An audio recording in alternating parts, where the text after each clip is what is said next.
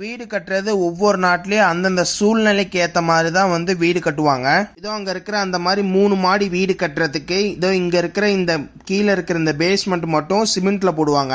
இதோ இங்கே இருக்கிற இந்த கீழே இருக்கிற இந்த மாடி பார்த்தீங்கன்னா 2 வகையாக இருக்கும். ஒன்று என்னமோ வாக் அவுட் பேஸ்மெண்ட்னு சொல்லிட்டு இருக்கோம். அப்படின்னா மாடி பின்னாடி சைட்ல இருந்து டைரக்டா வெளியே நடந்து வர மாதிரி. இன்னொன்று என்னன்னு பார்த்தீங்கன்னா வாக் அப் பேஸ்மெண்ட்னு சொல்லிட்டு, ஏன்னா பேஸ்மெண்ட் கொஞ்சம் பூமிக்கு அடியில் இருக்கிறனால வீட்டுக்கு பின்னாடி சைடு டோர்ல இருந்து ஸ்டெப்ஸ் மூலியமா மேலே ஏறி வீட்டுக்குள்ள வரணும். இதோ இங்க இருக்கிற மாதிரி பெரிய பெரிய ட்ரக்கு கொண்டு வந்து அதுல சிமெண்ட் ஊத்தி தான் இந்த மாதிரி வீடு எல்லாமே பேஸ்மெண்ட் கட்டுவாங்க.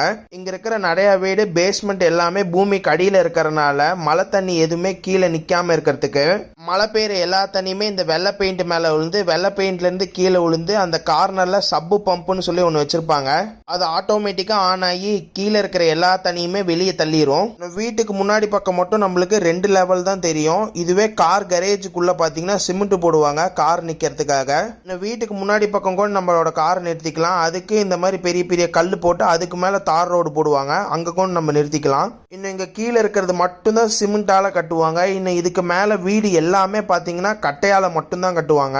இன்னும் அது 1 மாடியா இருந்தாலும் சரி 2 மாடியா இருந்தாலும் ஃபுல்லாமே கட்டையால தான் கட்டுவாங்க. இன்னும் அமெரிக்கால எப்படி வீடெல்லாம் கட்டுவாங்கன்னு சொல்லி காமிக்கிறேன். சப்ஸ்கிரைப்.